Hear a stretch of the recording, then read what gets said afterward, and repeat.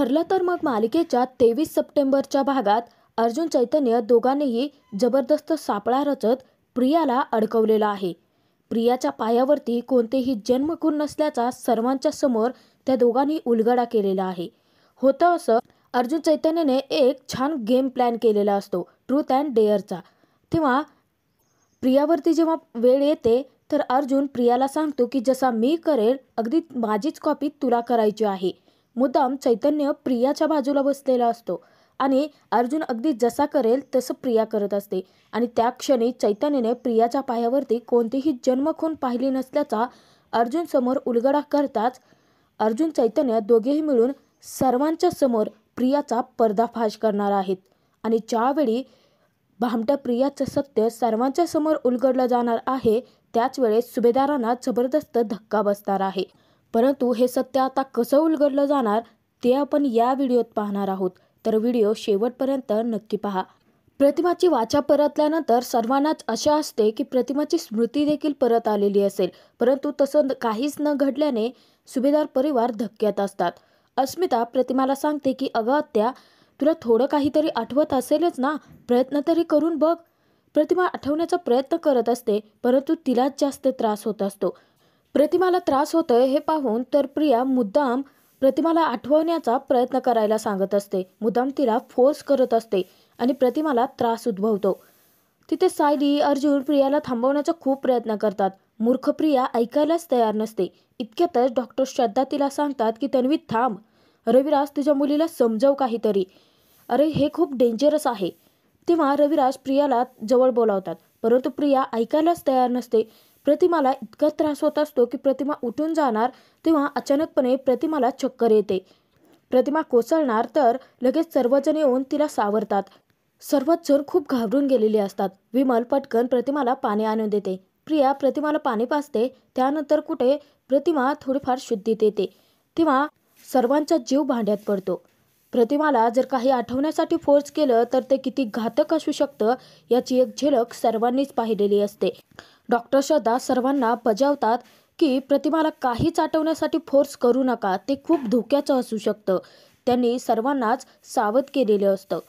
तर अश्विन, अर्जुन दोघेही प्रतिमाला तिच्या रूममध्ये सोडण्यासाठी जातात. प्रियाचा जीव आता कुठे भांड्यात पडतो. ती विचार करते, चला माझं नशीब इतकंही काही वाईट नाहीये.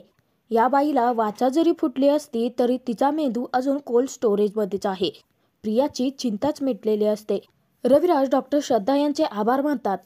तेव्हा डॉक्टर श्रद्धा सांगतात की रविराज, तुला आभार मानायचे असेल तर सायलीचेच मान, कारण ही रिस्क तिने घेतले होते आणि म्हणून हा चमत्कार घडला. तेव्हा सर्वच सायली क्रेडिट घेत नाही. ती सांगते की माझं काहीच नाहीये यात, तुम्ही सांगितलेले योग्य उपचार आणि बाप्पाची कृपा आहे. प्रताप डॉक्टर श्रद्धा यांना विचारतो की म्हणजे प्रतिमाची स्मृती लवकर परत येऊ शकते. तेव्हा डॉक्टर श्रद्धा सांगतात की हो, आजच आपण खूप मोठा चमत्कार पाहिला आहे की त्यांनी खूप मोठं पाऊल पुढे टाकलं आहे आणि लवकरच त्यांची स्मृतीही परत येईल. तेव्हा प्रिया विचारते की परंतु मला एक कळत नाहीये की आईने सायलीकडे बघून तन्वी अशी हाक का मारली असावी. तेव्हा डॉक्टर श्रद्धा तिला समजावतात की त्यांना अपघाताचा तो क्षण आठवला असावा आणि तसंही तोच तर आपला हेतू होता. तिची स्मृती जरी परत आली नसली ना तरी देखील चालना मात्र नक्की मिळाली आहे. आणि सायलीला बघून ना तिच्या मनात जुनी कोणती तरी भावना जागृत होते आहे. हीच तर आपल्यासाठी पॉझिटिव्ह गोष्ट आहे. डॉक्टर श्रद्धाचं ते बोलणं ऐकताच प्रियाला घाम फुटतो. आता लवकरच प्रतिमा वहिनीची स्मृती परत येईल. डॉक्टर श्रद्धा यांनी असं सांगता क्षणी सर्वांचाच आनंद गगनात मावेनासा होतो. सर्वच जण खूप खुश असतात. पुन्हाही हात जोडून गणपती बाप्पांकडे प्रार्थना करते की बाप्पा, तू आमच्या घरात आलास आणि सर्व काही चांगलंच केलंस. तर सायली प्रार्थना करते की तुझी कृपादृष्टी या घरावरती अशीच कायम राहू देत. त्यानंतर सायली अर्जुन जेव्हा स्वतःच्या रूममध्ये असतात तर सायली आता खूप खुश असते. तिचा आनंद गगनात मावेनासा असतो. आनंद साजरा करण्यासाठी तिचा आभाळही ठेंगणं पडलेलं असतं. तेव्हा ती अर्जुनकडे जाते आणि सांगते की सर, मला ना आज खूप छान वाटतं आहे, मी खूप खुश आहे. प्रतिमात्याने माझ्याकडे पाहून तन्वी अशी हाक मारली म्हणजे त्यांना बोलता येतं सर. परंतु अर्जुन सायलीला इग्नोर करतोय हे सायलीच्या लक्षात येताच सायली अर्जुनच्या हातून ती फाईल खेचून घेते. तरी देखील अर्जुन मुद्दाम सायलीकडे दुर्लक्ष करत असतो. तो सायलीवरती खूप चिडलेला असतो, परंतु त्याच्या चिडण्यामागचं कारण अजूनही सायलीला समजलेलं नसतं. सायली खूप खुश होत अर्जुनला सांगत असते की सर, म्हणजे प्रतिमा आत्या आता पूर्वीसारखे होतील ना? सायली अर्जुनला विचारते की सर, मी काय सांगते ऐकताय ना तुम्ही? तेव्हा अर्जुन सांगतो की वाचतोय मी. सायली परत रागाने अर्जुनच्या हातातील फाईल खेचून घेते. तेव्हा अर्जुन चिडतो आणि सायलीला म्हणतो की ते ॲक्सिडेंटची रिस्क घेणं किती धोक्याचं होतं, कळतंय ना तुम्हाला? तुम्ही किती केअरलेसने वागले आहात, कळतं आहे का तुम्हाला? असं सांगून अर्जुन परत सायलीपासून दूर जातो. सायली अर्जुनच्या मागे मागेच करत असते, त्याला समजावण्याचा प्रयत्न करत असते, परंतु अर्जुन सायलीवरती खूप चिडलेला असतो. तो म्हणतो की तुम्ही हॉस्पिटलमधून आत्ताच बऱ्या होऊन आला आहात, अजूनही विकनेस आहे आणि तरी देखील तुम्हाला ती गोष्ट करावीशी वाटली. मला मान्य आहे की सिनियर होता तुमच्यासोबत, तरी देखील तुम्ही एकदा मला जरी सांगितलं असतं ना, तर मी आलो असतो तुमच्यासोबत. अर्जुनच्या प्रश्नाचा भडीमार सायलीवरचा थांबतच नसतो. तेव्हा सायली अर्जुनला गप्प बसवते.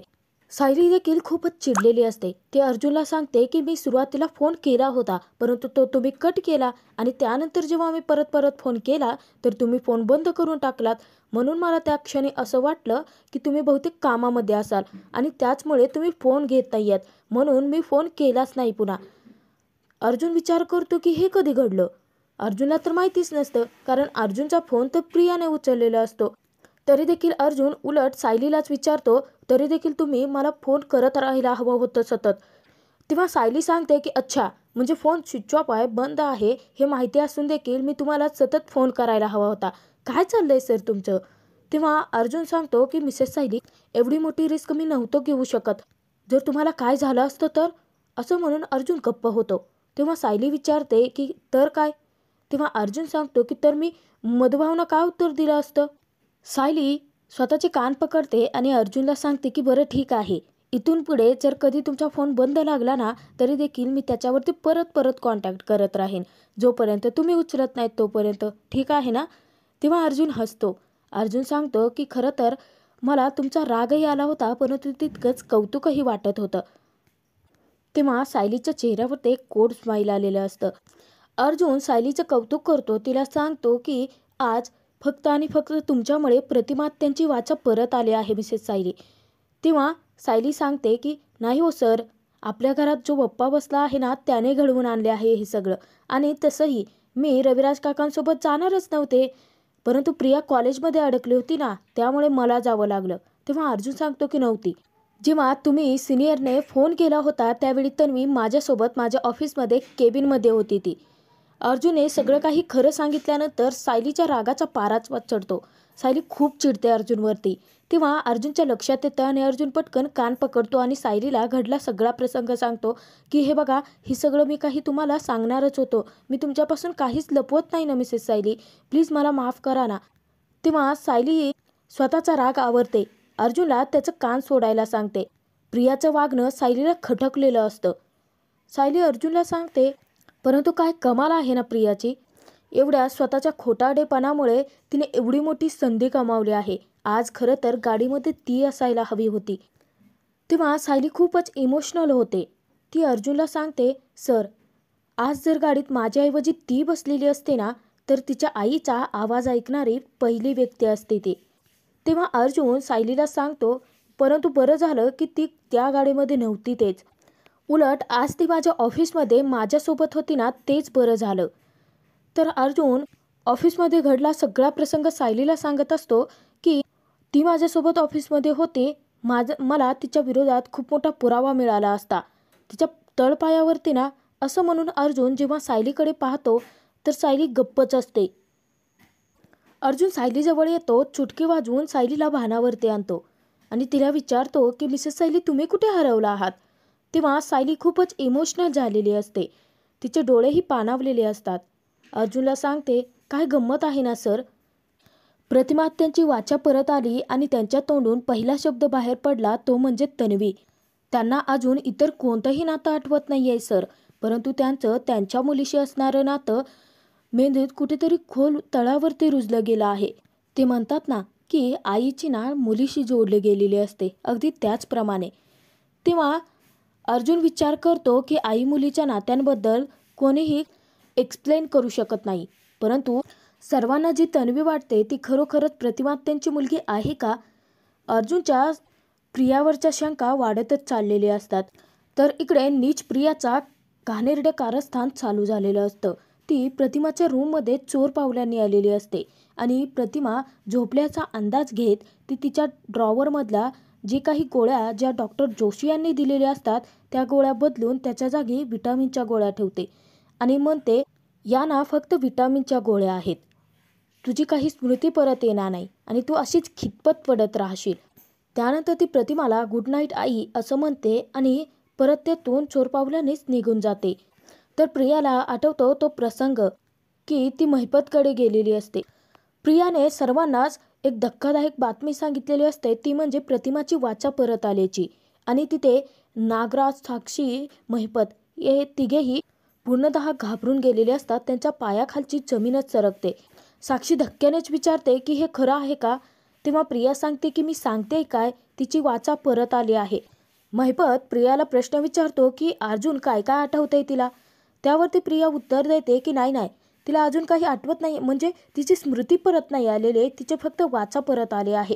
तेव्हा तिथे नागराज प्रियाला विचारतो की अगं, परंतु तू आम्हाला तर सांगितलं होतं ना की तिला काहीच आठवत नाही आणि बोलता देखील येत नाही म्हणून, तिने तन्वी अशी हाक मारली म्हणून. तेव्हा प्रिया चिडूनच नागराजला सांगते की मला काय माहिती ती हाक तिने सायलीला मारली होती की मला मारली होती, मला ना भयंकर टेन्शन आलं आहे. प्रिया सर्वांना सांगते आणि तिने तिच्या खऱ्या मुलीला सायलीला ओळखून तन्वी अशी हाक मारली असेल तर. नागराज घाबरलेला असतो. तो प्रियाला सांगतो की हे असं असेल तर, तसं असेल तर, हे बोलणं बंद कर, आता टेन्शन घेऊन काहीच होणार नाहीये, आपल्याला काहीतरी हालचाल करावी लागणार आहे. महिपत, आपण जो प्लॅन केला होता ना तो अगदी बरोबर होता, असं नागराज महिपतला सांगतो. आता ना आपण प्रतिमा वहिनीला मारून टाकायला हवं. नागराजने त्याचा निश्चय पक्काच केलेला असतो, कारण तो खूप घाबरून गेलेला असतो. तर तिथे साक्षी देखील घाबरते आणि ती सांगते की परंतु हा ऑप्शन नाही आहे ना, कारण प्रिया सांगते आपल्याला की तिची फक्त वाचा परत आली आहे, तिची स्मृती परत आलेली नाही आहे, तिला आठवत नाही आहे काहीच, हे आपल्यासाठी चांगलं आहे ना. घाबरलेली प्रिया साक्षीला सांगते की अगं, परंतु काय गॅरंटी आहे की तिची स्मृती परत नाही येणार याची? आपण म्हणत होतो ना की तिची वाचा नाही परत येणार, परवा तू आलीच ना, आणि अचानकपणे तिला जर सगळं आठवलं तर. तिथे ते सर्वच जण घाबरून गेलेले असतात. तेव्हा साक्षी सांगते की समजा तिची मेमरी परत आली तर आपलं काय नुकसान करणार आहे ती, आणि तुम्ही दोघांनी हेच बघा ना की इतक्या वर्षांपूर्वी घडवलेला गेलेला ॲक्सिडेंट तर तुम्हीच घडवून आणला होता, हे कसं समजणार आहे तिला.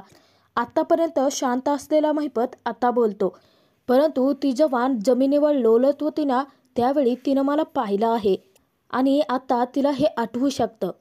महिपतच्या त्या वाक्यावरती नागराजही घाबरलेला असतो. तो सांगतो की तिला काय आठवतं काय आठवत नाही हे आपल्यासाठी आत्ता महत्त्वाचं नाही आहे, परंतु तिने जर त्या ठिकाणी मला पाहिलं असेल ना तर आपण संपलो मग. इतक्यातच प्रिया सांगते, ती आत्ताच मला तिची मुलगी मानायला तयार नाही आहे, तिची मेमरी परत आली आणि तिने जर सर्वांना सांगितलं की मी नाही तर सायलीच तिची मुलगी आहे तर, असा विचार करूनच तिथे नागराज, साक्षी, प्रिया घाबरलेले असतात. आणि ते सुभेदार एक नंबरचे चिवट आहेत, ते त्या बाईला बरं केल्याशिवाय राहणारच नाहीत. त्यानंतर प्रिया जेव्हा साक्षी नागराजकडे पाहते तर ते दोघेही रागाने तिच्याकडे पाहत असतात. तेव्हा प्रिया सांगते की माझे तोंड काय बघताय, काहीतरी करा ना. तेव्हा साक्षी चिडते आणि प्रियाला विचारते की अच्छा, म्हणजे इथे सुद्धा आम्हीच काहीतरी करायचं आहे तर, आणि मग तू काय करणार ग, त्या अर्जुनच्या मागे वेड्यासारखी फिरत राहणार का? तेव्हा प्रिया चिडते आणि आवाज चढवून साक्षीलाच बोलते की पर्सनल अजिबात व्हायचं नाही या. महिपतच्या रागाचा पारा चढतो आणि तो प्रियावर धावून जात तिला म्हणतो की बरोबर बोलते आहे ती. चिडलेला महिपत प्रियाला जाब विचारतो की जेव्हा तो किल्लेदार त्याच्या पोरीला आणि त्याच्या बायकोला घेऊन तो अपघात पुन्हा घडवण्यासाठी गेला होता तेव्हा तू काय त्यांच्या वाटेत फुलं टाकत होती का, काय करत होती तू? प्रिया गप्प बसली असता नागराज तिथे तिला विचारतो की अगं दे ना उत्तर, काय बोलतोय तो, काय विचारतोय. तेव्हा प्रिया घाबरतच महिपतला सांगते की मी त्यावेळी अर्जुनसोबत त्याच्या ऑफिसमध्ये होते.